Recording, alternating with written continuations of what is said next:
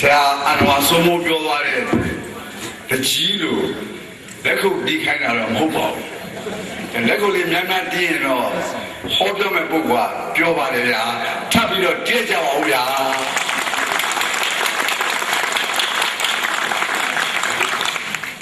ခဏသမီးလေးကနောက်ဆုံးပဲအိတ်နဲ့လွယ်လို့ပြောပါတယ်ကျွန်တော်တကယ်အိတ်နဲ့လွယ်မှာပါပြီးသက်ကြီးကဘလောက်ထူထူထဲကြွားကြွားဝါတင်းတင်းထဲခန့်ခန့်ထဲရှိနေတာကိုမြင်ရတဲ့အတွက်ကျွန်တော်အားရဝင်တာပါတယ်အမှန်ကတော့နောက်ဆုံးပဲအိတ်နဲ့လွယ်လို့ကပြောရတာပွဲတွေမှာခုနကဆရာအန်ဝါစိုးမိုးပြောသွားလို့ပဲခုံသိမ်းတဲ့လူ၄-၅ ယောက်နဲ့ကြံခဲ့တဲ့ပွဲမျိုးတွေလည်းကြုံခဲ့ဘူးပါလေဒါပေမဲ့လိုက်ညွန့်တွေကစာပေကိုချစ်မြတ်နိုးတဲ့ပြည်သက်ရဲ့ဒုတဲ့ကြီးမားတာကိုတော့ကျွန်တော်တသက်မှာဘယ်တော့မှမမေ့ပါဘူးလို့ပထမဆုံးပြောပြသည်လက်ခုပ်တီးပါခင်ဗျာ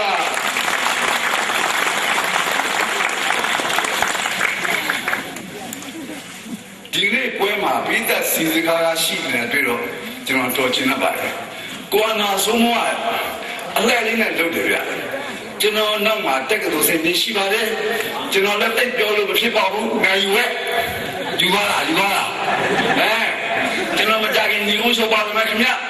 15မိနစ်ကျွန်တော်ဒါလည်းစာရေးဆရာဆိုတာကတော့ဒီလိုလေးတော့ဟိုလိုလေးတော့ကျွန်တော်တို့ဒါတော့ကျွန်တော်ညီဦးဆိုပါလို့ခင်ဗျ15မိနစ်ကိုမဘောဆင်းလာပါမလားဆင်းလာပါမညွှန်ရတာမောကိုမအိမ်ကစိတ်ပညာရေးကိုလည်းကိုကစိတ်ကူသေးတာဟုတ်ဒါတော့ကိုမှလည်းတန်ဝင်းနေဆိုတာရှိသေးတာဟုတ်တန်ဝင်းဆိုတာရှိတယ်ဆိုရရုပ်ရှင်ကားလိုပဲအဲ့ဒီတန်ဝင်းလေးတွေစိတ်ကူလို့ကိုကနွားဆုံးမစင်မလားနဲ့ပြောတာကျေးဇူးရှင်ကစင်မလားအမေခံတော့ဒေါသတော့ဖြစ်မှာတော့မသိပါဘူးကိုကနွားဆုံးမဒေါသဖြစ်မှာပြောတာပါတခြားဘယ်သူမှမပြောပါဘူးစင်မလားဆိုတာအဲ့ဒါတော့မစင်းနိုင်ဘူးဗျာကိုကနွားဆုံးမပြောတာပါပြောလို့ပဲလက်ခုပ်တွေမတီးကြပါနဲ့ဒုက္ခရောက်ပါလိမ့်မယ်ကျွန်တော်စာပေဟောပြောပွဲတော်တော်များများလည်းကြုံခဲ့ဘူးပါတယ်ပြီးသက်လည်းတော်တော်ဒုတွေကြီးမားစွာကြုံခဲ့ဘူးပါတယ်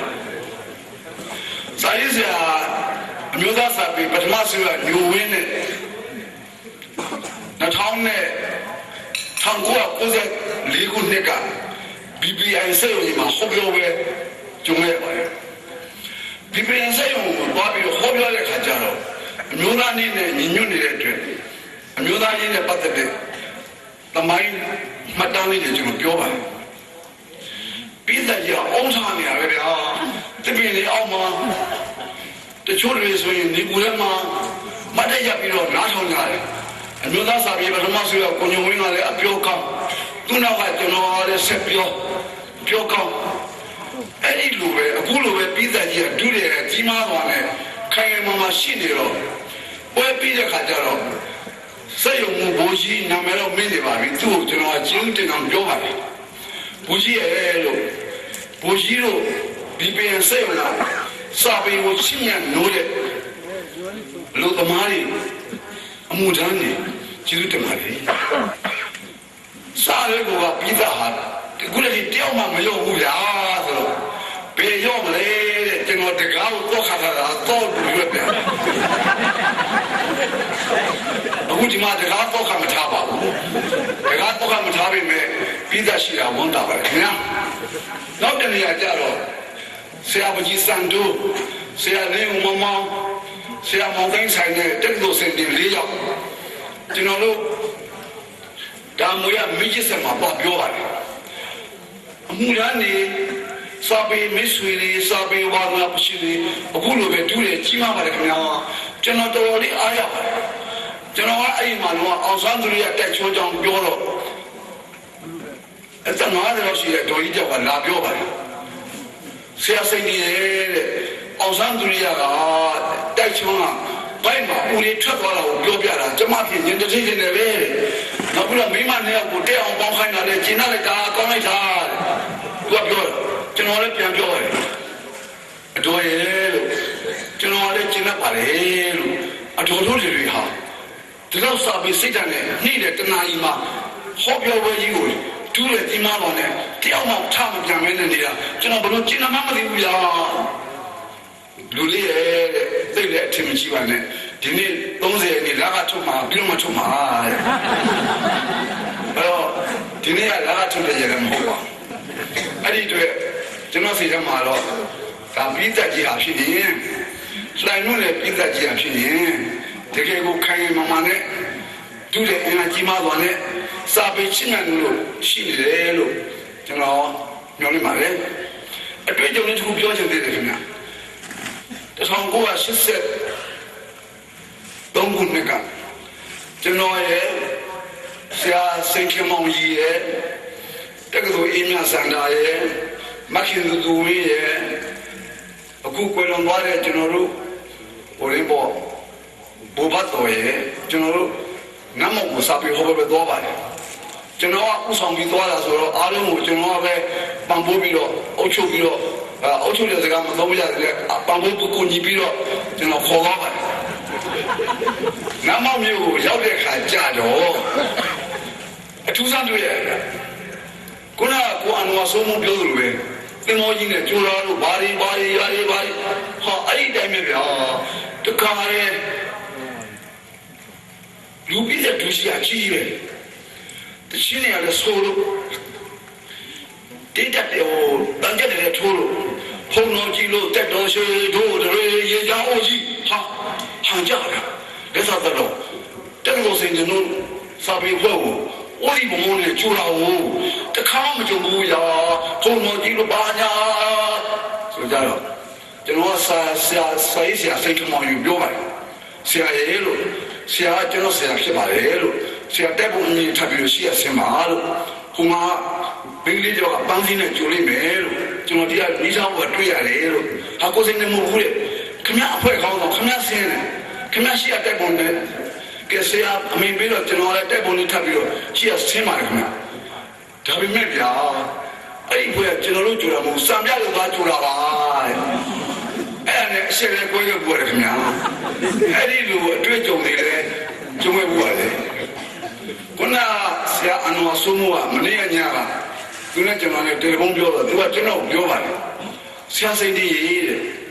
ခင်ဗျားနဲ့ရင်သိမ်းရဲတွေနဲ့ချစ်ကြည်နူးကြတဲ့ကိစ္စလေးတွေလုံးလိုက်ဆံမအောင်နဲ့ဟာကျွန်တော်ပြောမှာကအမျိုးသားချင်းနဲ့အမျိုးသားတေဂိတာများဘာမှမဆိုင်ဘူးဒါပေမဲ့အန်ဝါဆိုးမိုးကကျွန်တော်တဲ့9နှစ်ကြီးပါတယ်အသက်ကြီးတဲ့လူကိုခါတော့ပြည့်နေတယ်သူပြောခိုင်းတဲ့ရင်သိမ်းရဲတဲ့ကိစ္စလေးကိုတခုခုပြောပြပါမယ်ကျွန်တော်1999ခုနှစ်ကဇင်းလုံးကြမ်းမှာဆောင်းမလို့ရေးလိုက်ပါတယ်လူတစ်ယောက်တည်းအပြည့်ပြိုင်ပွဲ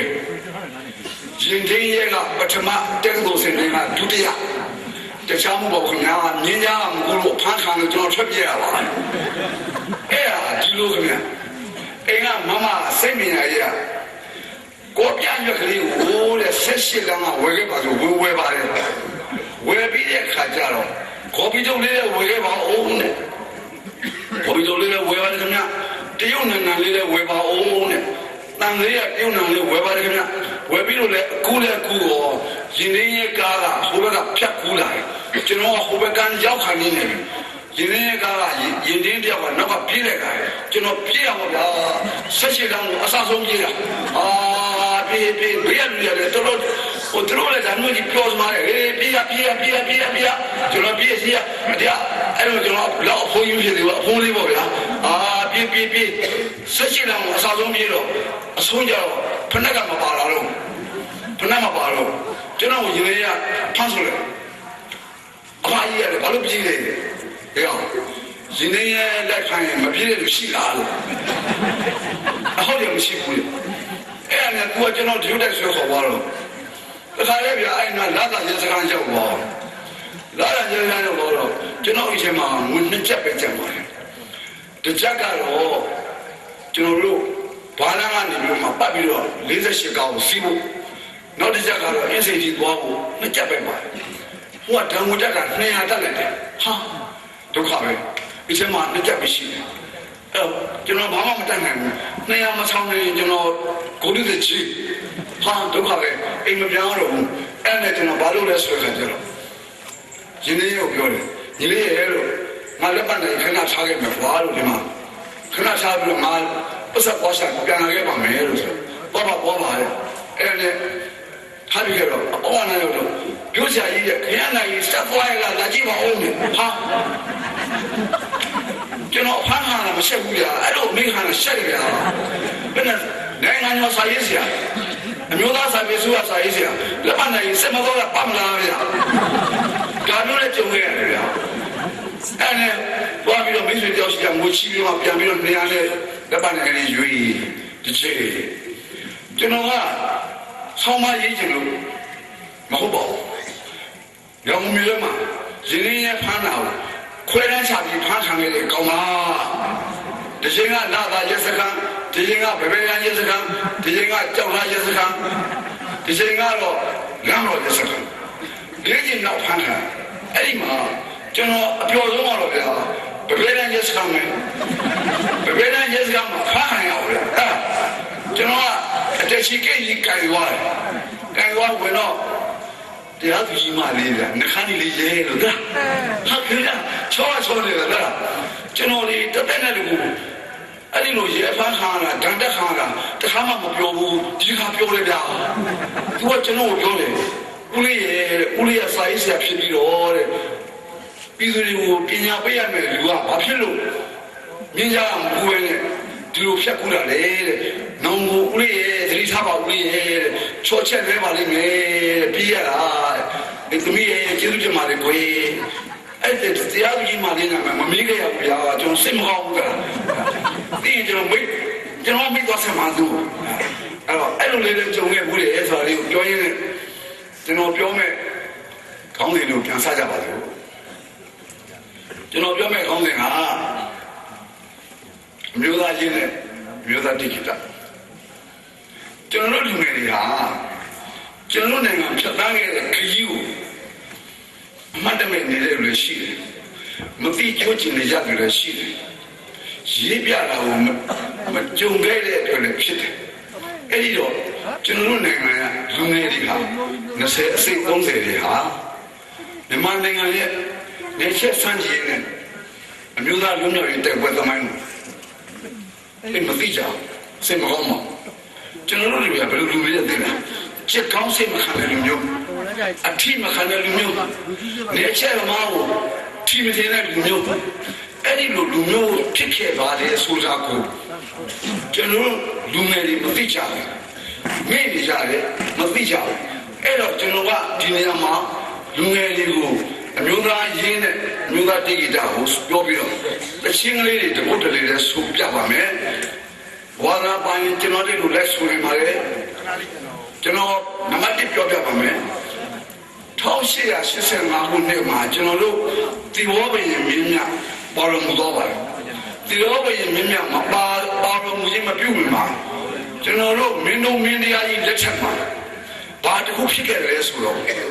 အိန္ဒိယနိုင်ငံကလော့ဒ်မေယိုဆိုတဲ့ဘုရင်ကသူတို့အုပ်ချုပ်နေတဲ့ရန်ကုန်မြို့လာတယ်ရန်ကုန်မြို့လာတဲ့ခါမှာကျေးဇူးရှင်ကဗမာပြည်လိုပဲသူကထီးမြူဆောင်းနေတာထီးမြူဆောင်းတဲ့ခါကျတော့ဖုန်းလေးပါတယ်ထီးမြူဆိုတာကရှင်ဘုရင်ကဆောင်းရတာဘုရင်ကဆိုတဲ့ကောင်ကဘုရင်ရှင်မင်းအောက်ကအမှုဆောင်ပဲဘာဖြစ်လို့ထီးမြူဆောင်းရမလဲအဲ့တော့ဘုရင်ကလော့ဒ်မေယိုကဒါရန်ကုန်ရောက်တဲ့ခါကျတော့ထီးမြူဆောင်းပြီးအပြန်မှာစင်ကာပူကျွန်းရောက်တဲ့ခါကျတော့လော့ဒ်မေယိုကအကျဉ်းသားတယောက်ကဓာတ်နဲ့ထိုးလို့တည်သွားပါလေလော့ဒ်မေယိုတည်သွားတဲ့ဟာကိုကျွန်တော်တို့ရဲ့နေချက်ဆန့်ကျင်ရေးစာသူကြီးဆရာဖေကကြပြတော့ရေးပါလေထီးမြူပြတ်တဲ့မာတိရာလက်စုပြီးမိစ္ဆာပိရှာပြီးစီဝီလော့ဒ်မေယိုဆိုတဲ့အကောင်ဟာမိစ္ဆာကောင်ကထီးမြူဆောင်လို့စီဝီပိတ်သွားပြီတဲ့ဖုံးမတန်ကျန်တဲ့ဆုံးယုံငန်းသွားဖို့ပြီးစီဒီကောင်ဖုံးမတန်မင်းနဲ့လာကြနာကိုရှင်မင်းဆောင်းတဲ့ထီးကိုဆောင်းတဲ့အတွက်ဒီကောင်ကပွားပြီးဓာတ်လို့ခံပြီးပြေးသွားပြီဖုံးမတန်ကျန်တဲ့ဆုံးယုံငန်းသွားဖို့ပြီးစီမင်းတို့ခွေးသေးထွေးရိုးပြီးရှင်မင်းကိုတွေ့တဲ့အတွက်ခွေးသေးသွားပြီထွေးရိုးပြီးလက်ရံကိုစတာပြီးနတ်ဖန်ပြီးဖုံးတော့အဲ့လက်ဆိုတဲ့လော့ဒ်မေယိုရဲ့ကိုစတာပြီးစတာရှင်မင်းတခင် အရှင်မင်းတို့မင်းတရားရဲ့ဖုံးတော်ဖိတဲ့အတွက်နတ်ဖန်ဒီဖုံးတော်ကျွန်းစင်ကာပူတလွားမှာရွှေသားသွားတိုက်ရလေနော်စင်ကာပူတလွားမှာရွှေသားနဲ့ထိုးခံရဓာတ်နဲ့ထိုးခံရပြီတဲ့လေကားတဲ့အထက်ပေါ်မှာတီးပြီးတော့နဲ့လက်ကြောက်သင်အသက်ထွက်ရပြီဓာတ်နဲ့မွေလေးလက်ဖြင့်လေးချက်မွေမဲ့ဘေးသက်သေးရှိဘူးကွယ်လေဒီကောင်တော့မယောမင်းဟာလေ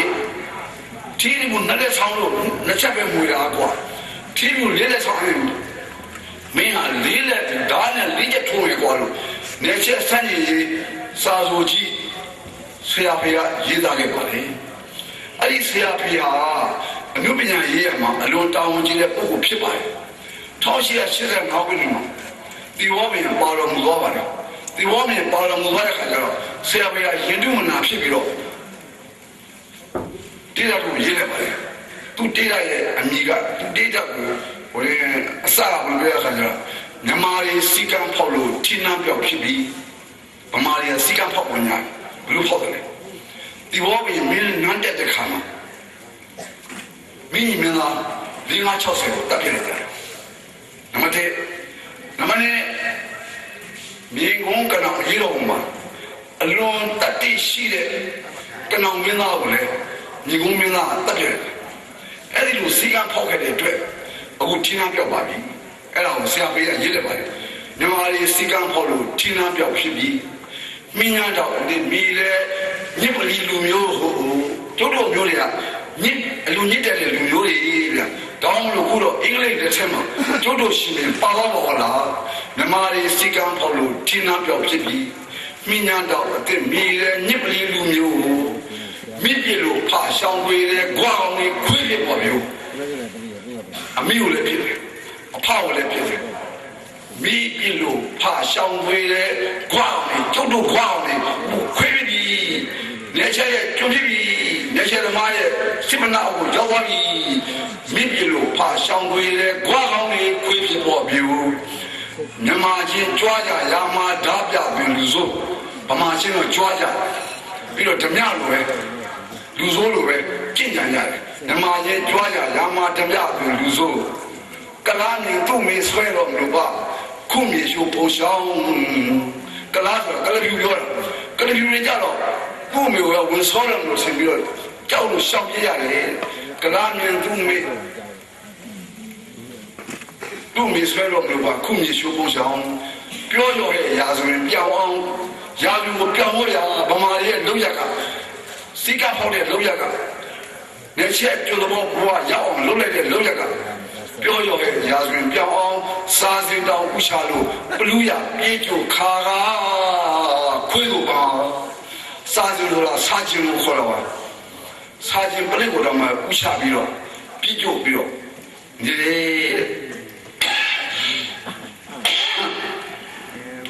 စာရဏဥချလို့ဘလူရပြေးကြခါကခွေးကိုပမာတွေးနေတိုင်းအယိုးနာသည်တွေးနေတိုင်းအယိုးနာသည်အမျိုးပါဆဲကျင်တော့အလေးအဲ့ဒါဒီဘောမင်းပေါ်တော်မူရဲ့1885ခုနှစ်ကကျွန်တော်တို့ဓမ္မစာဆုံးတော်ကြီးဆရာပေရေးခဲ့တဲ့တွေးတဲ့တေးတာကျွန်တော်တို့ဘဝရဲ့စိကဖောက်ခဲ့တဲ့ပုံစံတွေကိုဆရာဖေကနည်းနည်းရေးပြသွားပါကျွန်တော်တို့အလုံးသင်္ကန်းသာယူဖို့ကောင်းပါတယ်ခင်ဗျ1885ခုနှစ်ဒီဘောမြေပါတော်မူတဲ့ခါကျတော့ကျွန်တော်တို့မြန်မာနိုင်ငံကစာဆိုဒီကအချင်းတွေရေးဖွဲ့တာစိတ်ပါတီဆိုတဲ့ဆိုတော်ကြီးကအချင်းတွေကိုဆွဲပါတယ်တချင်းကအစာဆုံးဆိုပြရင်အချင်းလေးတွေကများတဲ့အတွက်အတူကောက်ပဲဆိုပြရတယ်1240ခုနှစ်မှာဒီ1240ခုနှစ်မှာကျွန်တော်တို့မြန်မာပြည်ဖန်သွားတာတစောင်းမုန်းလာဆိုရှိရနေကိုတော့ဖြစ်မမေ့နိုင်ပါသည်ယနေ့တိုင်ပါသည်မမေ့နိုင်ပါသည်ယနေ့တိုင်ပါသည်တစောင်းမုန်းလာဆိုရှိနေမှာကျွန်တော်တို့ရဲ့ဘယင်ဒီဘောပြင်ကိုလက်ချက်အင်္ဂလိပ်ဆိုတာနှစ်ကလေးချက်ကလေးဖန်သွားတယ်ဒါကိုစိတ်ပါတီးကဆိုတာပါ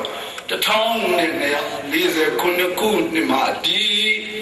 တတော်မုံလာဆိုရှိရနေဝတော့ဖြစ်မမေ့နိုင်ပါသည်ယနေ့တိုင်ပါပြီမမေ့နိုင်ပါသည်ယနေ့တိုင်ပါပြီမမေ့နိုင်ဘူး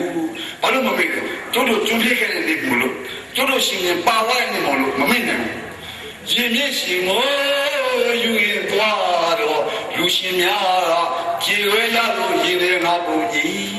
အိုးဒီဝရသာပါတော်မူရှာပြီဒီဘုံမင်းပါတော်မူသွားတဲ့ဘဝလေးကိုစင်ပါဒီဆိုလိုကြီးဆိုသွားတဲ့အချင်းလေးတစ်ပိုက်ကိုကျွန်တော်ဆိုရခြင်းဖြစ်ပါတယ်ဘယ်တော့ရှင်နေစရာကောင်းလဲဒီဝရသာပါတော်မူရှာပြီဆိုတော့ပိုက်ကလေးကိုကြာနားထောင်တဲ့ခါကျတော့ကိုယ်ပင်ဆုံးရှုံးသွားတဲ့အဖြစ်ကလေးကိုရှင်ထဲမှာနားပါတယ်အိုးဒီဝရသာပါတော်မူရှာပြီဒါပေမဲ့ဗျဗမာဆိုတာခုနကကျွန်တော်စင်မောတက်ခါစားပြောပါတယ်ချေကောင်းစိတ်မခံတဲ့လူမျိုးဘယ်တော့မှနေချက်မအောင်အရှုံးပေးတဲ့လူမျိုးဘယ်တော့မှပြီးလို့ရှိရင်ထိရင်ကြွတယ်မကြွဘဲမနေတဲ့လူမျိုးနေချက်သမားကဗမာလေးကိုဖိနေလေးလေးဗမာလေးကတော်လှန်လေးလေးပါပဲခင်ဗျာကျွန်တော်ပြောပြပါမယ်ပကံတွေကပကံဘိုးချိုးနမောတွေကမင်းကြီးရွှေလာရောင်းအထက်မြန်မာနိုင်ငံကဘုံကြီးကိုဝန်သူတွေကဝန်သူဆိုပါကြီးကိုအောင်မြတ်အင်္ဂလိပ်ဆိုရအောင်လည်းနဲ့ဆွဲကန်ပြီးတော့ရရနဲ့တော်လန်ခဲ့တာ1885ခုနှစ်ကဖြစ်ပါလေခင်ဗျာအဲ့ဒီလိုတော်လန်ခဲ့သည်ဖြစ်တော့ညာလေလက်နဲ့လူသူအင်အားချင်းမမျှတဲ့အတွက်ဗမာတွေဟာနောက်ဆုံးမကြတော့အရှုံးပေးပြီးတော့နေချက်လက်အောင်မှာတူးရောက်သွားတယ်ကွာရောက်ပါတယ်ဒါပေမဲ့ခင်ဗျာကျွန်တော်တို့ဗမာတွေဟာလက်နဲ့ကံပြီးတော်လှန်လို့မရဘူးဆိုရင်ဘာနဲ့တော်လှန်မလဲနိုင်ငံရေးနဲ့လှုပ်ရှားမှုတွေဖြစ်လာပါလေ1930ပြည့်နှစ်မှာကျောင်းသားသမီးကြီးပေါ်လာပါလေ1930ခုနှစ်မှာဒုမာစီယုံပေါ်လာပါလေဆရာဆန်ရဲ့လေမတော်လှန်ရေးကြီးပေါ်လာပါလေ1900ပြည့်နှစ်မှာလူရင်းနာမည်တို့ကအရေးတော်ကြီးပေါ်လာပါလေရင်းနာမည်တို့ကအရေးတော်ကြီးပေါ်တဲ့30ခုနှစ်ပတ်ဝန်းကျင်မှာကျွန်တော်တို့ဒုမာစီယုံကဘာလို့လဲဆိုတဲ့ခါကျတော့သုံးအောင်စီအလံကြီးကိုလွှင့်ထူပြီးတော့ကျွန်တော်တို့ရဲ့အမျိုးသားရေးအလံကြီးကိုလွှင့်ထူပြီးတော့လူလူကိုစီးရောက်ရပါတယ်အဲ့ဒီတခြင်းလေးကိုကျွန်တော်တပိုက်လောက်တော့ဆိုပြပါမယ်ဗုဒ္ဓမြန်မာပြည်ဥဒ္ဓမစာကြီးအောင်မင်္ဂလာတရားနဲ့ဆုံးကြီးအတိတ်တပေါင်းဩဘာထွန်းသည်နမိတ်ဆောင်ကပြောအောင်ကြီးအတိတ်တပေါင်းဩဘာထွန်းသည်ကျွန်းလေဘူးကြီးဒါလေးနဲ့ဆောက်ပါတယ်အရေပိုက်ကတော့ဘယ်လိုပါဆိုတော့မြန်မာကင်းကြီးအဝါအစိမ့်ကြီးအဝါရောက်ဆိုတာတော့ပါလာရဲ့ပညာရဲ့သာသနာရဲ့တွန်းကြီးအစိမ့်ရောက်ဆိုတာကတော့စဘာဆန်ကြီးထွေတွေပေါ်ပြီးအနေရောက်ညင်လူတဲ့မှာရဲစိတ်တဲ့မှာထက်တန်ရသည်အနေရောက်မှာရှင်းညင်လူတဲ့မှာရဲစိတ်ရမှာထက်တန်ရသည်တို့မှာကိုမောင်ရဲ့တာကြီးသုံးရောင်ချဲအလံတော်ကြီးကိုတပည့်နဲ့စိုက်တူသုံးအောင်စီအလံကြီးကိုတို့မှအစည်းအဝေးကတပည့်နဲ့စိုက်ပြီးတော့နေချက်တော်မှန်ရေးနေချက်စမ်းရေးအမျိုးသားစီးတော်ကြီးကိုဆောင်ရွက်ခဲ့တဲ့သမိုင်းလေးကိုဒီသင်းကပေါ်ပြသွားပါတယ်ပြောချင်တာကအမျိုးသားရေးနဲ့အတူမျိုးသားတိဂိတာဟာနှစ်ဖက်ညီမျှသွားတဲ့လှုပ်ရှားခဲ့တဲ့သဘောလေးကိုကျွန်တော်ပြောလို့ဖြစ်ပါတယ်အဲ့ဒီအချိန်မှာကျွန်တော်တို့အခုကွယ်လွန်သွားရှာပြီးဖြစ်တယ်ဆရာဝန်ကြီးဒေါက်တာဦးရတန်းတချင်းလေးဖို့စာရေးပေးပါတယ်အဲ့ဒီဟာကိုခင်မောင်ရင်ကသိဆိုပါတယ်ခင်ဗျတချင်းနာမည်ကတော့ဇွဲလို့ခေါ်ပါတယ်ခင်ဗျဇွဲဘူပင်တီမြေကြဖို့စင်ရင်ကောင်းတဲ့ဒီမျိုးသားမျိုးသမီးတို့သည်အရာရာမျိုးကြံစီကတိုးအရာရာမျိုးကြံစီပြီးတော့တိုးတက်အောင်လုပ်ကြပါဇွဲဘာလို့မို့လဲဒီဆိုရနေချက်လက်အောက်ကလွတ်မြောက်ဖို့အင်္ဂလိပ်လက်အောက်ကလွတ်မြောက်ဖို့အလုံးခက်တန်ကြမ်းတမ်းရုံးပါလေနေချက်ဘလူးလက်အောက်ကလွတ်မြောက်ဖို့ဇွဲကိုရင်တီမြေကြဖို့စင်ရင်ကောင်းတဲ့ဒီအမျိုးသားမျိုးသမီးတို့သည်အရာရာမျိုးကြံစီကတိုးတို့ဗမာမျိုးဖြူတွေဝတ်ဒီဇွဲရှိမှအောင်မယ်ဘာလဲဇွဲရှိအောင်မယ်ဘယ်ရောက်အောင်ပါလဲနေချက်တွေကိုတွန်းထုတ်ဖို့ဗမာပြည်လွတ်လပ်ရေးရဖို့ဇွဲရှိအောင်မယ်ဇွဲရှိမှအောင်နိုင်မည်ဒါကခုနကဆရာကြီးဒေါက်တာပတန်းရေးပေးခဲ့တဲ့စင်စာကားကို ခင်မောင်ရင်ဆိုခဲ့တဲ့ရွေးသချင်းမှာခင်ဗျာဒီကမှာဘာလိုက်ပါလဲခင်ဗျာစော်လာလည်းမနေဖောက်လိုက်ရင်မြင်တဲ့ဘာသာကြားနဲ့အများကဆိုရန်သည်ဟိုကိတုံးကညီငယ်ညီမငယ်တို့မမီတဲ့အကြောင်းအရာတွေပြောပြမယ်ပြလိုက်ရင်ပြင်းကအလေကောင်မှာရာဘာတုံးလေးရှိရာဘာကွင်းလေးရှိခေါ်ရီတုံးလေးရှိဖောက်ဆိုတော့အပေါ်နေပြီးတော့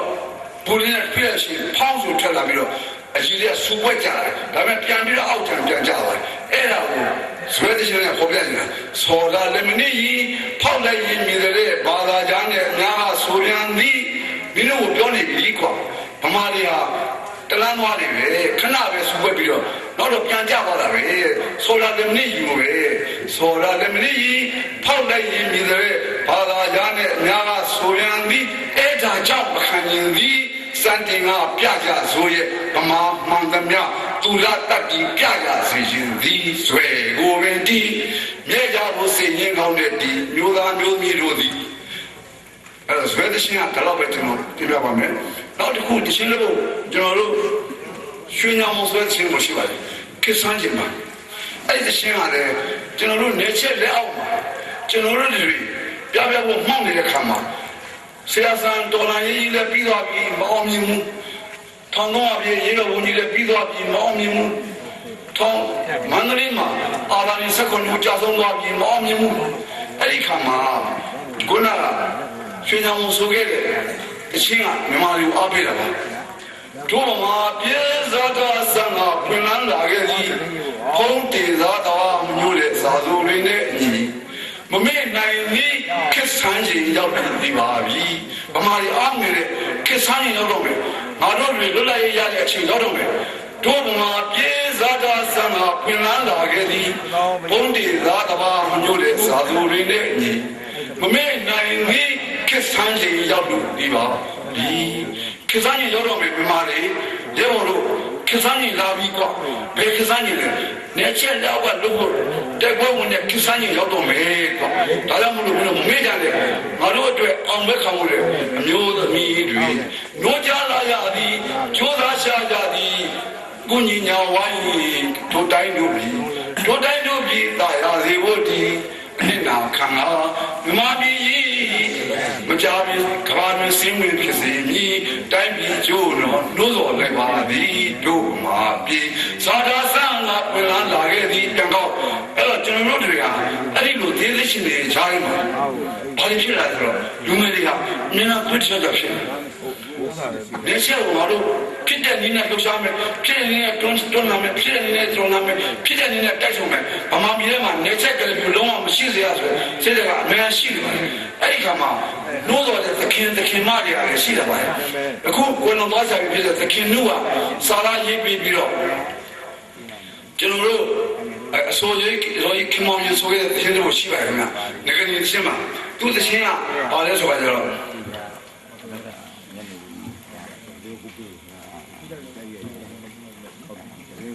အရှင်းစားမင်းအသိတို့ကြောင့်စေရဲလို့ကျေးဇူးတင်ပါတယ်စေရဲလို့ကြီးအောင်လမ်းပြဆောင်ပါမည်ရတနာသွဲခွန်သွဲဆုံးကြီးတို့မျိုးသားတိုင်းပြည်မွဲတဲ့လူရနိုင်ပြီမွဲတဲ့လူတို့ရမယ်အပြည့်လို့လေငကလေးတကုန်းနဲ့မွဲတဲ့လူရနိုင်ပြီကြောင်းဆောက်ခါဘုရားတည်းကြီးဘူဘူအောင်နဲ့ရှင်ဣဇာကောနာလူမရဲကိစ္စမီဟဲ့ကျန်ညာမာချမ်းညာသာလာရံကာစီမီဟဲ့လူမွဲတွေကမနေကတိတထေဖြစ်တော်မီကျန်ညာမာနဲ့ချမ်းညာသာလာနဲ့ဒီရနေကောင်းမယ်လူမွဲတွေတထေဖြစ်တော်မယ်ဘာဖြစ်လို့လဲငကကြီးလူကလည်းအမှန်ကငကကြီးဆိုတာကငကကြီးစာအုပ်တိုက်ကိုကြောညာတာခင်ဗျဒါပေမဲ့လူရမသိကြပါဘူးငကကြီးဒီကိုနဲ့ကဘာမှမသိဘူးချင်းဆိုရကျန်ညာမာချမ်းညာသာလာဘေးရန်ကာစီမီဟဲ့လူမွဲတွေကမနေကတိတထေဖြစ်တော်မီတို့နေနီသိရီကိုနဲ့ဆင်းရဲလာတော့မညိုပြီးကျိုးလူပေးတော့မယ်တဲ့ခေတ္တထူတော်မီအေးကြံသာယာသည်ဟဲ့တဲ့ကလေးကိုနဲ့မျိုးကုန်တက်စီအဲ့ဒါနေချက်ဆန့်ကြီးခင်မှာတခင်တို့ကစာသားပေးပြီးတော့ဆိုလိုကြီးခင်မောင်ရင်ဒီဆိုခဲ့တယ်ငကလေးတရှင်းဖြစ်ပါလေပြောရင်ကအမျိုးသားရေးကိစ္စများကိုတစ်ဖက်ကမျိုးသားရေးစိတ်ဓာတ်နဲ့ဆောင်ရွက်နေရှင်မှာ တစ်ဖက်ကလည်းလူပညာရှင်တွေဟာမျိုးသားရေးတိဂိတာတွေကိုဒီလိုဖန်တီးတိဆောက်ခဲ့ပါတယ်1940ပြည့်နှစ်မှာတခင်အောင်ဆန်းနဲ့တခင်လှညံတို့ဟာကျွန်တော်တို့အမိုင်သိမ်းမောင်းကိုစီးပြီးတော့နိုင်ငံခြားကိုထွက်ခွာသွားကြပါတယ်ဒီတခင်အောင်ဆန်းနဲ့တခင်လှညံတို့ပွားတဲ့ချက်က8 ရက် 8 လ 1940ပြည့်နှစ်ဖြစ်ပါတယ်ဂျပန်ပြည်ကိုရောက်သွားပါတယ်ဂျပန်ကနေပြန်လာပြီးတော့ရဲဘော်သုံးကြီးကိုဥဆောင်ခေါ်ယူပါတယ်ရဲဘော်သုံးကြီးကဂျပန်ပြည်မှာအသက်ဆုံးပြီးတော့စစ်ပညာတွေကိုသင်ခဲ့ပါတယ်အဲ့ဒီမှာတချင်းကဘုရားအောင်ဆောင်ကိုဖွဲ့တဲ့တချင်းလေးပေါ်လာပါတယ်ဘုရားအောင်ဆောင်ကိုဖွဲ့တဲ့တချင်းရှင်းပိုင်းလို့ကျွန်တော်ပြောပါမယ်ဘုရားအောင်ဆောင်ဟာစေရင်လက်ကျင်တဲ့ခါမှာသူ့နာမည်အိုမိုတာမွန်ချီလို့ခေါ်တယ်ဘုရားအောင်ဆောင်ရဲ့ကိုခါရနဲ့စေရင်လက်ကျင်တဲ့ခါမှာမူပြီးလဲသွားတယ်လဲသွားတဲ့ခါမှာဘုရားရာကရောသူကြီးဘုရားကဝင်ပြီးတော့ကဲဖို့ကြိုးပမ်းတယ်ကျိုးရတဲ့ခါမှာဂျပန်တွေကပြောတယ်ဟေ့တာယာမင်းအမိုတာမွန်ကြီးနာမကလည်းသိပါသေးကွာမင်းတို့ခေါင်းဆောင်ဆိုတာသိကြရတယ်ကွာအဲ့ဒီလိုရဲဆက်ဆက်တဲ့လုပ်ခဲ့တဲ့ထဲကဘုရားအောင်ဆန်းဟာဘူတေဇဖြစ်နေရဲဘော်ဘုန်းကြီးကို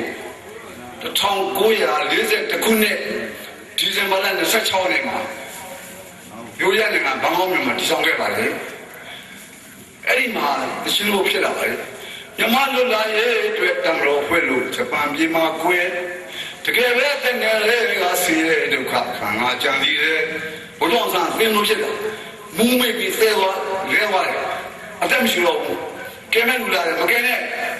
အိုမိုတာမွန်ကြီးနာမကနဲ့အိုမိုတာမွန်ကြီးဆိုဘုရားဆန်းရဲ့နာမည်မကနဲ့သိပါသေးကွာခေါင်းတော့သိပြရတယ်ကွာဂျပန်တွေကမြမလွတ်လာရဲ့အတွက်တံတော်ဖွဲ့လို့ဂျပန်ပြည်မှာကွယ်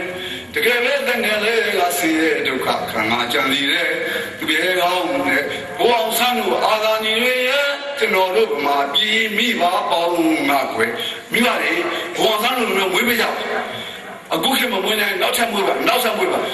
ပြည့်နှစ်မှာလည်းမွေးပါ2000ခုနှစ်မှာမွေးတယ်3000ခုနှစ်မှာလည်းမွေးပါဓမ္မတာညာမိနာပါပြသောင်းတွေပေါ်မှာပါပဲလို့စာရေးခဲ့တဲ့တေးသရှင်ဂီတစာတော့ပြောတော့ကျွန်တော်တို့မှာပြည်မိပါပေါင်းငါကွယ်ဘုအောင်ဆန်းတို့သူရဲ့ကောင်းတွေမွေးလာပဲဩဘင်းနောက်နဲ့ရာဇာတိတိတို့လူမြေရဲ့ကျော်စွာပမာပုံဆောင်လောင်းဖျားတို့လူကွယ်လောင်းဖျားလည်းတတိရှိကြတာပဲဘင်းနောက်လည်းတတိရှိကြတာပဲမြေရဲ့ကျော်လည်းတတိရှိကြတာပဲဘာဖြစ်လို့လက်ချက်ဒီချက်လောက်မှာကျွန်တော်ကလည်းလက်မှာလဲဘာလို့တွေဟာတတိရှိခဲ့တဲ့ရှိကခေါင်းဆောင်တွေကိုကြည့်ပြီးတော့နေချက်တော့ကလွတ်မြောက်မှုကြိုးပမ်းကြပါစို့လို့ဒီချင်းကပြောကြပါတယ်ဘင်းနောက်နဲ့ရာဇာတိတိတို့လူမြေရဲ့ကျော်စွာပမာပုံဆောင်လောင်းဖျားတို့လူခွဲပမာမျိုးပါလိုက်အာကိုလောက်ဝေးရဲ့မကြောက်တမ်းအယုံတမ်းဒါအောင်မဆွရှာမယ်ရာတွင်ထုတ်ပါတီလဲရှိရမယ်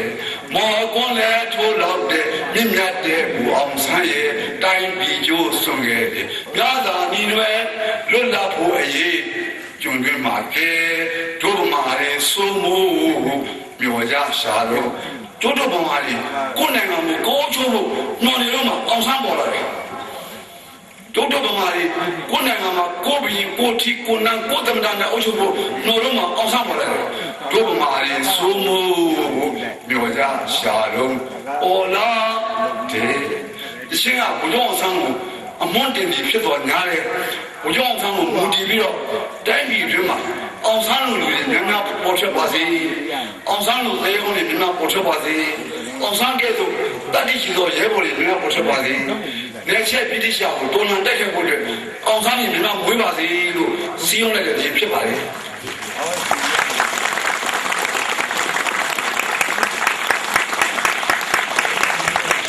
ကျေးဇူးတင်ပါတယ်ဘုရားအောင်ဆန်းရဲ့ဇွဲနဲ့တတိကို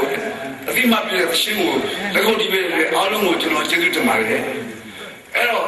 အဲ့ဒီခါမှာအောင်ဆန်းကဘာလုပ်ခဲ့လဲကျွန်တော်တို့မြန်မာနိုင်ငံမှာဂျပန်ဝင်လာပြီးတော့ဂျပန်တွေကကျွန်တော်တို့ဗမာတွေကိုလက်သက်ကွန်လွှားတယ်ခြေလုံးကိုဝင်းလုံးနဲ့လှိမ့်တယ်ရင်းနှီးဘူးလောင်းတယ်ဒုက္ခပေးတယ်အောင်ဆန်းမခံနိုင်ဘူးဟာဘယ်လိုလဲငါတို့ပြင်လာတဲ့ကောင်တွေကဘယ်လိုရှိကုန်ကြဘလို့ဆရာကြီးတခေါ်လာမိုင်းကအောင်ဆန်းကိုပြောတယ်အောင်ဆန်းမင်းပြန်လာတဲ့ဂျပန်ဖျားကြီးမင်းပြန်ခေါ်ပါအဲ့လိုပြောတယ်တမိုင်းမှာရှိပါတယ် အဲ့တော့ပြောချင်တာကဘာလဲဆိုတော့ဘုကြောင့်ဆန်းကဒီနေရာမှာတခင်ဆိုးနဲ့ပေါင်းပြီးတော့ဖက်စစ်ဒေါ်လာရေးအတွက်လုပ်ငန်းတစ်ခုကိုစီစဉ်ပါတယ်အားလုံးသိကြတဲ့အတိုင်း1945ခုနှစ်မတ်လ29ရက်နေ့မှာဖက်စစ်ဂျပန်ကိုတော်လှန်ခဲ့ပါတယ်ဖက်စစ်ဂျပန်ကိုတော်လှန်ခဲ့တဲ့မတိုင်ခင်လေးမှာကြုံခဲ့တဲ့ဖြစ်ရပ်လေးကိုပြောပြပါမယ်ဒါလေးရတဲ့တာရခုနကကြည့်တော့လာတော့ကျွန်တော်ကဘာသွားပြရလဲဆိုတော့ဘုကြောင့်ဆန်းတဲ့ဒေါက်ခင်ကြီးဇာလန်းလေးသတိရတယ်ဘုကြောင့်ဆန်းတဲ့ဒေါက်ခင်ကြီးကဇာလန်းလေးရှိတယ်ခင်ဗျဘုကြောင့်ဆန်းတဲ့ဒေါက်ခင်ကြီးကိုအောင်ပဲလုပ်ပေးတဲ့သူကတခြားလူမဟုတ်ပါဘူးအဆိုတော်ထားရဲ့အဖေကိုယ်ဆိုင်တို့ဒီကံနဲ့ရွှေရညွတ်ဖြစ်ပါတယ်ဘုကြောင့်ဆန်းကဆေးရုံတက်တယ်ဆေးရတဲ့နာဝိဆံမလေးမခင်ကြီးကိုသူရှင်းမိတယ်ရှင်းပြီးတော့ဘုကြောင့်ဆန်းမေးတယ်ဒါကျွန်တော်ရေးတဲ့စိတ်ဝင်စားမှုကောင်းတဲ့စိတ်ဝင်စားမှုကောင်းတဲ့ဘုရားမဟုတ်ပါဘူးစောင်းနေတဲ့ကျွန်တော်ဖတ်ပြောတာပါဘုရားဆန်းကမေးတယ်ဆရာမကျွန်တော်တခုမေးချင်တယ်ခင်ဗျာဆိုတော့သူနာပြုဆရာမလေးမခင်ကြီးကလည်းမေးတယ်ဘုရားဘာမေးချင်တာလဲဆရာမချစ်သူရှိလားယင်ဆိုတော့မခင်ကြီးကပြန်ပြောတယ်ဘုရားကဘယ်လိုထင်လို့လဲလို့ပြန်မေးတယ်အဲ့ဒီခါကျတော့ဘုရားကကျွန်တော်မသိလို့ပါဗျာလို့ပြောတယ်အဲ့ဒီအချိန်မှာစာရေးဆရာရွှေရညွန့်ကဘုကြောင့်ဆန်းဆေးရုံတက်နေတဲ့ဂျပန်ခေတ်ဆေးရုံကြီးကိုရောက်လာတဲ့ခါကျတော့ရွှေရညွန့်ကဘုကြောင့်ဆန်းမေးတယ်ခုနကဆေးတက်တဲ့ဆရာမလေးကချောတယ်နော်ဘုကြောင့်ကပြောတယ်ချောလို့ကျွန်တော်ခက်နေတာပေါ့ကိုယ်ဆိုင်ရဲ့ဟာဘာဖြစ်လို့လဲဘုကြောင့်သူ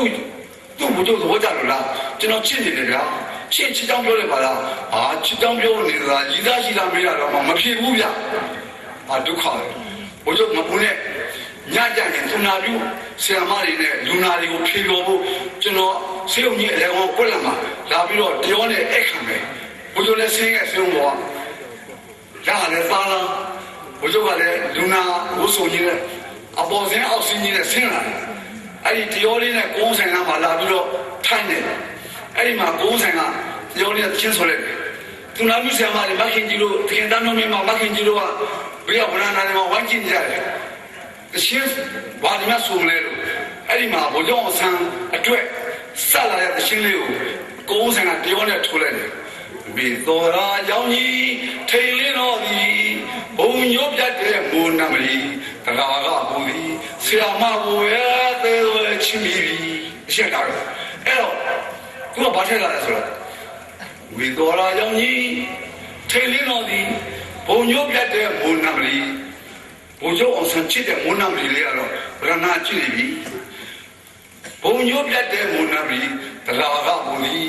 ဆရာမဘိုးရဲ့အသေးသေးချင်းမိပြီဆရာမဘိုးရဲ့အသေးသေးချင်းမိဆိုတော့ကျွန်တော်တို့ရဲ့ကောင်ဆန်းကဗျာအော်ဝိဆိုရဲဆရာမဘိုးရဲ့အသေးသေးချင်းမိပြီအဲ့တော့ဘုရားမကြီးကကြားပါလားအဲ့တော့ဆက်လာတယ်ထိန်ကြီးလာရောက်ဆန်းတော့အလွန်ပူပါသည်လာရောက်ဆန်းနေတော့ကောင်ဆန်းကလွန်နေပြီတဲ့မကြီးကြီးလေးကိုလွန်နေပြီထိန်ကြီးလာရောက်ဆန်းတော့လွန်ပူပါသည်ချစ်သူရှိရင်ဖွင့်ပြောပါလားလို့ဒီပြောလိုက်ပါတော်တော်ငွေစံကြီးတကယ်စိတ်ကဒီဘယ်မိမှမချစ်ခဲ့ဘူးဘုရားကဘယ်မိမှမချစ်ဘူးကိုယ်ဆိုင်တယ်လို့ပြောလိုက်တယ်အဲ့ဒါရှင်းမထိုင်တယ်တကယ်စိတ်ကဒီဘယ်မိမှမချစ်ခဲ့ဘူးတရားကဘူဒီဆရာမဘူပဲတဲတော်ချစ်မိပြီဘုရားကတဲ့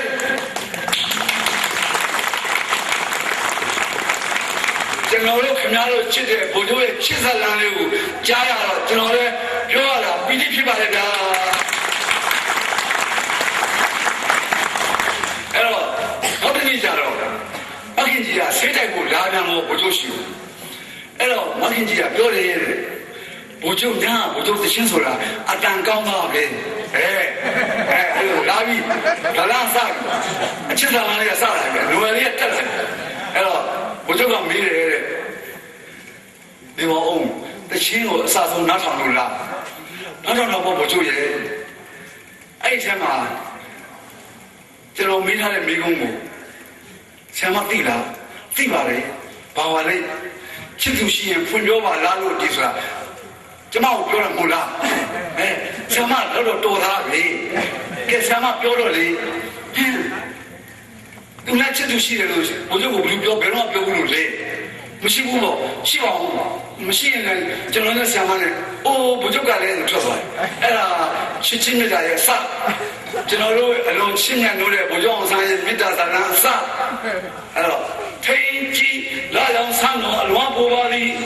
ချစ်သူချင်းဖွင့်ပြောပါလားလို့ဒီပြောလိုက်ပါတော်လာယုံဆန်းဒီတကယ်စိတ်ကဒီဘယ်မိမမချစ်ခဲ့သည်တရားကဘူသည်ဆရာမဟိုရဲ့သေးသေးချစ်မိပြီအဲ့တော့ဒီဇာလန်လေးကအလုံးရှိခင်ဘွယ်ကောင်းတဲ့ဘုရားအောင်ဆန်းနဲ့မခင်ကျတဲ့ဇာလန်လေးကိုချားပြဆိုပြီးတော့ကျွန်တော်တင်ပြလိုက်တာပါဘုရားအောင်ဆန်းဟာ1945ခုနှစ်မလ29နှစ်မှာဖက်စစ်တော်လှန်ရေးကြီးကိုအောင်မြင်စွာဆင်နွှဲခဲ့ပါတယ်မြန်မာတွေကိုလက်သေးကုန်ခွာဒီလိုလောက်နဲ့ဂျပန်တွေကိုလည်းတိုက်ထုတ်ခဲ့ပါတယ်သူဂျပန်နေဆုတ်ခွာသွားတဲ့ခါမှာဘုရားအောင်ဆန်းနဲ့ဖဆပလအဖွဲ့ကြီးဟာအင်အားတောင့်တင်းတဲ့အဖွဲ့ကြီးဖြစ်တဲ့မြန်မာနိုင်ငံကြီးလောကမှာလှုပ်ရှားခဲ့ပါတယ်အဲ့ဒီခါမှာဘုရားအောင်ဆန်းကဥဆောင်ပြီးတော့အောင်ဆန်းအန်ဒီစာချုပ်ကိုချုပ်ဆိုခဲ့ပါတယ်အောင်ဆန်းအန်ဒီစာချုပ်ကိုချုပ်ဆိုတဲ့အချိန်ကာလတုန်းကဘုရားအောင်ဆန်းကနိုင်ငံတော်ဝန်ကြီးချုပ်ဖြစ်တဲ့အစိုးရအဖွဲ့ကိုဥဆောင်လာပါတယ်အဲ့ဒီအချိန်မှာကျွန်တော်တို့နိုင်ငံတွေကဂီတဆော်ဆရာဂျန်နန်စင်ကဘုရားအောင်ဆန်းကပြောတယ်တိုင်းပြည်ပြန်လည်ထူထောင်ရေးလုပ်ဖို့လိုတယ်အမားတွေတိုင်းပြည်ပြန်လည်ထူထောင်ရေးလုပ်မှဖြစ်တော့မယ်ပြန်လည်ထူထောင်ရေးတော့စီးအောင်ကြပါစို့ဆိုပြီးတော့ပြောတဲ့ခါကျတော့ဆရာဂျန်နန်စင်ကတခြင်းလေးကိုရေးပါတယ်အဲ့တခြင်းလေးကိုကျွန်တော်တို့ငယ်ငယ်ကကလေးဘဝတော့ဆိုခဲ့ပူပါတယ်ကိုတိုင်းပြည်ကောင်းလာဖို့ရာကိုအားနဲ့ကိုတောင်းမှန်သည်စေဝေးစေရန်သိလို့ပြဖြစ်ခဲ့တဲ့ဒုပြည်ဘူသာတီထူထောင်ဖို့ရာတိုင်းရင်းသားစစ်တို့တောင်းဖြစ်သည်ကြိုတင်ကတောင်းမှန်ပါရစီတောင်းမှန်ပါရစီကြိုတင်ပြီးတော့ဂီတစာကတောင်းမှန်ထားတယ်ကြိုတင်ကတောင်းမှန်ပါရစီခိုးသားဓမြဘေးဝေးမှသာတီအေးကြံကကုံစီကုတန်းရောင်းချောင်းလေမြည်ဟဲ့ဘိုလ်ချုပ်အားဘိုလ်ချုပ်လူတူအားကိုအများကြီးလိုသည်ဘိုလ်ချုပ်ဆိုရအချိုးကြကွန်ကြီးတိုင်းရင်းသားများသည်ရိုင်းပြကြရမည်လူတွေအားကိုလိုပါတယ်ဘိုလ်ချုပ်အောင်ဆန်းအစိုးရကိုအချိုးကြကွန်ကြီးရမယ်လူအားကိုအများကြီးလိုသည်ဘိုလ်ချုပ်ဆိုရအချိုးကြကွန်ကြီးတိုင်းရင်းသားများသည်ရိုင်းပြကြရမည်နည်းနည်းတော့အပျော်ပါလျှော့စီခြင်းပါသည်မြန်မာပြည်တော်စုကိုပြန်လဲထူထောင်မှုနဲ့တွေ့ရင်ဒီတိုင်းပြည်ကိုပြန်လဲဆိုရပါစို့ဆိုတဲ့အချိန်မှာဘုရားအောင်ဆန်းကအောင်ဆန်းအန်ဒီစာချုပ်ကြီးကိုချုပ်ပြီးတော့ငါပြည်ပြန်လာပါခင်ဗျာပြန်လာတဲ့ခါမှာကျွန်တော်တို့လူမသမားတို့ရဲ့လုံခြုံမှုကြောင့်ဘုရားအောင်ဆန်းဟာလမ်းခုလမ်းမှာအသက်ပေးပြီးတော့လွတ်လိုက်တဲ့ဘယ်လမ်းခုလမ်းမှာကြောက်ဆုံးခဲ့တယ်ဘုရားအောင်ဆန်းကြောက်ဆုံးပြီးတဲ့ချိန်ကစပြီးတော့နှုတ်အဒီစာချုပ်ကိုဆက်လက်ပြီးထုတ်ဆိုပြီးတော့မြန်မာလွတ်လပ်ရေးအတွက်ကိုဆက်လက်ကြိုးပမ်းတဲ့အခါမှာ1948ခုနှစ်မှာကျွန်တော်တို့မြန်မာနိုင်ငံကြီးဟာနှစ်ပေါင်း120နှစ်တည်တည်သွေးတွေပေးပြီးတော့ရွေးယူရတဲ့လွတ်လပ်ရေးကိုရရှိခဲ့ပါတယ်အဲရရှိခဲ့တဲ့သမိုင်းကိုတခြင်းကမော်ကွန်းတင်လာပါတယ်မြန်မာလွတ်လပ်ရေးတခြင်းရှိပါတယ်လွတ်လပ်ရေးရှင်ဝါသည်ထင်ကားဝိမဲ့တရက်လက်ပြောင်းသည်မြမမြေဝတောက်ထုံးခဲ့ပြီးထုံးမာသောပြောပြမည်မဟာဗန္ဓုလကစကားကြီးဘိုလ်ချုပ်တို့နောက်ဆုံးဖြစ်တော်သည်120နှစ်တိုင်းဒီပေါင်း120နှစ်ကြာခဲ့ပြီးပိုးရပေးပြီးတော့ရွေးရတာတော်လှန်ရေးဆင်နွှဲခဲ့တာ120နှစ်တိုင်းမြမသေးတွေလည်းတစ်ထိုင်မြန်ပြီးကရွေးယူတော့မှရသည်ဟဲ့လွတ်လပ်ရေးသင်ပဲကိုပြေတော့မလို့နဲ့လက်ဆုံးလက်ကပိုင်ဆိုင်ရပြီအမဟေ့ပါကဘာရှိပါအမဟေ့လို့ကြွားဝင်စရာအမဟေ့ပါကဘာရှိပါအမဟေ့လို့ကြွားဝင်စရာတို့စင်တန်းနဲ့စမ်းပွင့်လာပါပြီတိုင်းရင်းသားလူမျိုးတိုင်းဒီအခွင့်အရေးတူညီတကယ်လို့လက်ပါပြီလွတ်လပ်ရေးကျင်ရတဲ့တရားပါလေကျင်ကျွန်တော်တို့ခင်ဗျားတို့ကဘာထဲမှာဗမာဟေ့လို့ဝင်းကြွားကြွားဒီဆိုခဲ့တဲ့လွတ်လပ်ရေးရှင်ပြပါတယ်ခင်ဗျာ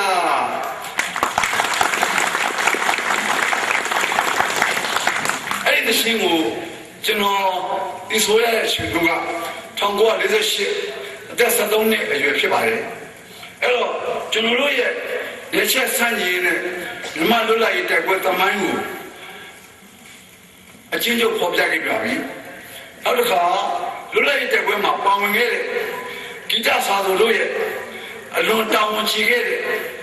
ဂီတနဲ့တိုင်းပြည်ပြုခဲ့တဲ့သမိုင်းကိုလည်းကျွန်တော်အချင်းချင်းလေးပဲပြောပါရခင်ဗျာအခြေပြောရင်တိတ်နေနေပြီးတော့အဲ့ရှင်ပေါ်မှာကြောက်လို့ပါအဲ့တော့အဲ့ရှင်မှာကျွန်တော်ဆရာကြီးမင်းစုံဝန်သိဆိုရေးဖွဲ့ခဲ့တယ်ကြပြလေးတစ်ပုဒ်နဲ့ဒီကုန်းချုပ်ပြပါ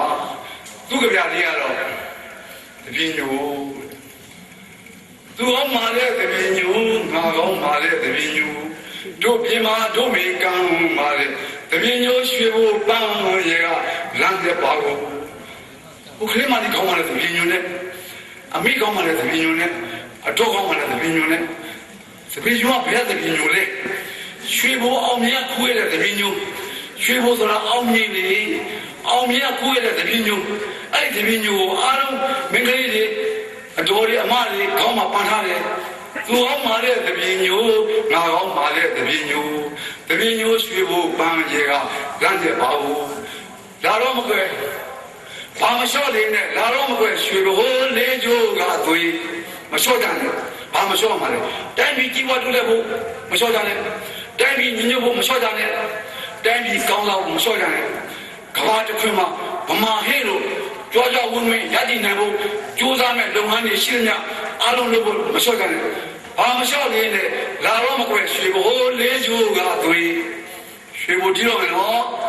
လေးကျိုးလည်းသွေးနေပြီနော်ဘာမလျှော့လေးနဲ့လာတော့မကွယ်ရွှေဘိုးလေးကျိုးကသွေးတင်းချက်ကဆောအော်ဒီယိုမကြောက်ရင်ကြက်တော်မှာတော့မယ်အခုဆိုရင်ဆက်နိုင်ဝတ်နိုင်ဖြစ်နေပါပြီလင်းချက်ကဆောပြည့်တယ်မှာတူပြောပြောနဲ့ပြီးတော့ရီမြောင်မှန်းငါပါဘယ်ပြီးတော့လဲ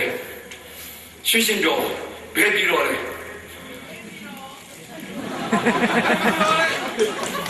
တောင်းမများလေးမနောက်ပါနဲ့ခင်ဗျာကျွန်တော်ကြောက်တော့ပါလေပြီးတော့ရီမြောင်မှန်းငါပါဘယ်ပြီးတော့လဲညညွတ်စီးလုံးနဲ့ပြီးတော့တိုင်းပြည်လုံးရှမ်းချင်းကရင်ကချင်ကရတိုင်းလာအလုံးလက်တွဲညီညီနဲ့စူပေါင်းနဲ့ပြီးတော့ရီမြောင်မှန်းငါပါရောက်ဒီမှာအောင်စီရုံးလို့ရဲ့တပြင်းညိုရွှေဘိုးပန်းရဲ့နဲ့ရောက်ဒီမှာအောင်စီရုံးလို့ရဲ့တပြင်းညိုရွှေဘိုးပန်းရဲ့နဲ့ပိသတို့ရဲ့တပြင်းညိုရွှေဘိုးပန်းရဲ့နဲ့လမ်းရသူလေလမ်း